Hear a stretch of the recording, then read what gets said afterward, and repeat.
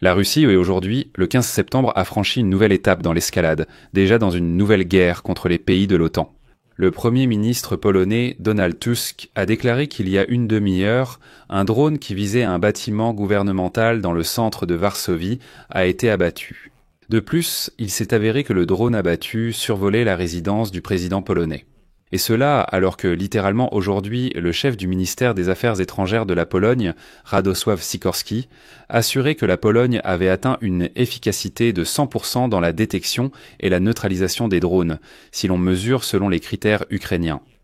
Dans le même temps, la veille, des drones russes sont déjà entrés en Roumanie. Mais à l'OTAN, pour une raison quelconque, on ne se précipite pas pour riposter contre la Russie. Bien qu'en Pologne, on propose déjà d'abattre des cibles aériennes au-dessus de l'Ukraine et même d'envoyer des chasseurs de l'OTAN dans le ciel ukrainien. Je m'appelle Alexei Petchi. Aujourd'hui, le 15 septembre, nous allons examiner le dernier incident qui s'est produit tout récemment. Il s'agit du drone abattu au-dessus du centre de Varsovie.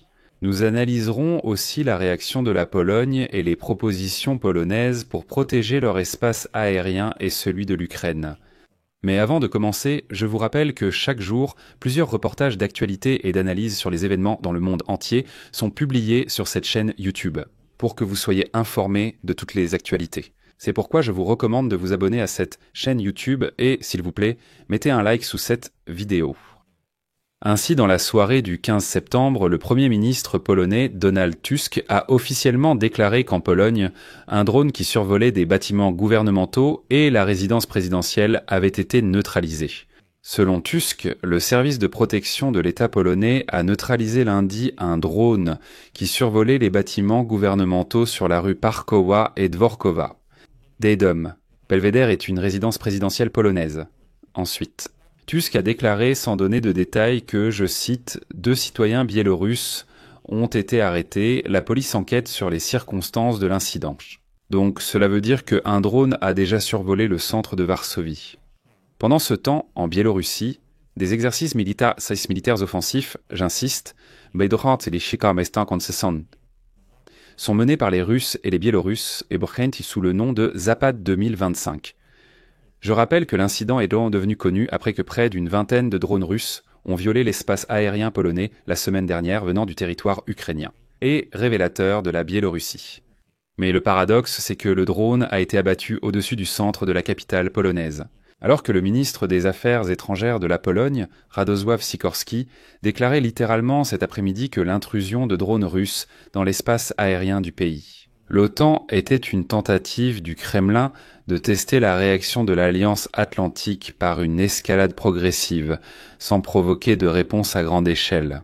C'est une véritable escalade.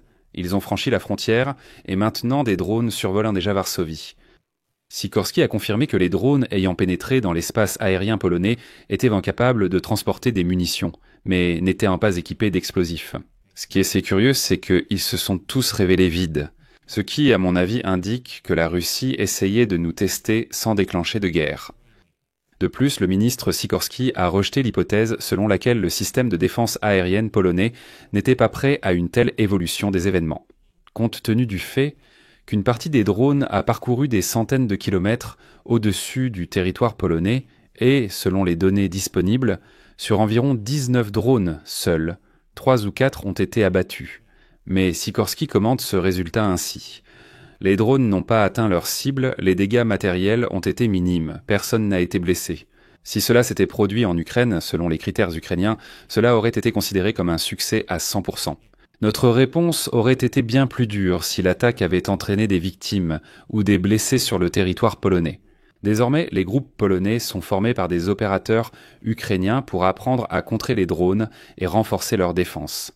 Les Ukrainiens disposent d'un meilleur équipement pour lutter contre les drones russes et ils ont une expérience bien plus vaste et récente dans l'affrontement avec l'armée russe.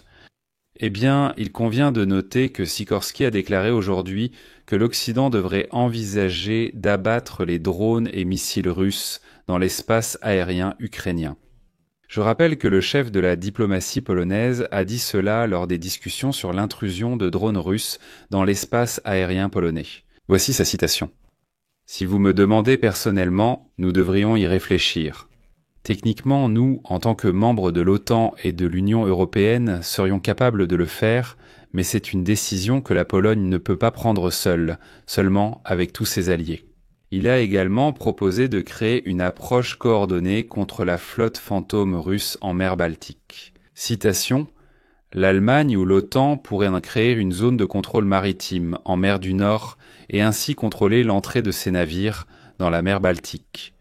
Aujourd'hui également, le journal Le Monde écrit qu'après la provocation russe avec des drones dans l'espace aérien polonais, les pays de l'OTAN devraient revoir leur approche de la dissuasion envers la Russie.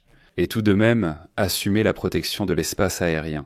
Eh bien, au moins au-dessus des régions occidentales de l'Ukraine. C'est ce qu'écrit dans un article intitulé « Appel von Ansetagsrand ». Appel publié dans les pages du journal français Le Monde, un groupe d'experts militaires occidentaux et de représentants de la société civile. Il souligne que l'incident survenu dans la nuit du 10 septembre n'était pas un hasard, car la Russie s'y était manifestement préparée à l'avance.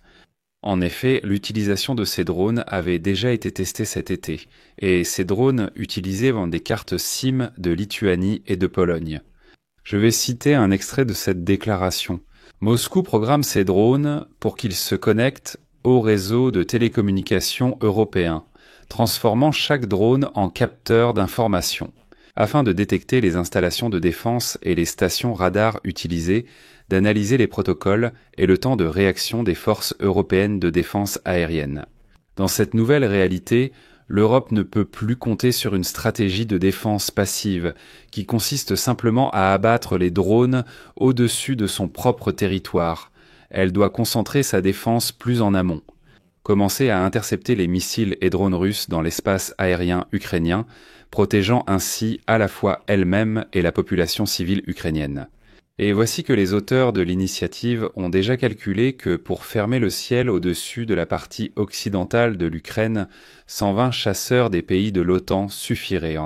Le risque pour eux serait minime, car les systèmes de défense aérienne et de détection russes atteignent l'ouest de l'Ukraine.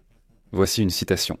La protection du territoire occidental de l'Ukraine permettra aux forces armées ukrainiennes de se concentrer sur le front de l'Est, aidera à assurer la sécurité de l'économie du pays et sa sécurité nucléaire. Il s'agit déjà de la Pologne et de l'Ukraine. Notamment, cela renforcera le moral de la population et contribuera à l'augmentation de la production de produits de défense en Ukraine. Dans ce scénario, la Russie sera plus encline à négocier un cessez-le-feu. Eh bien, voyons quelle sera la réaction au fait qu'un drone est déjà entré directement dans Varsovie, à survoler les bâtiments gouvernementaux. Quel était ce drone ? Il est évident qu'il s'agit d'une nouvelle provocation.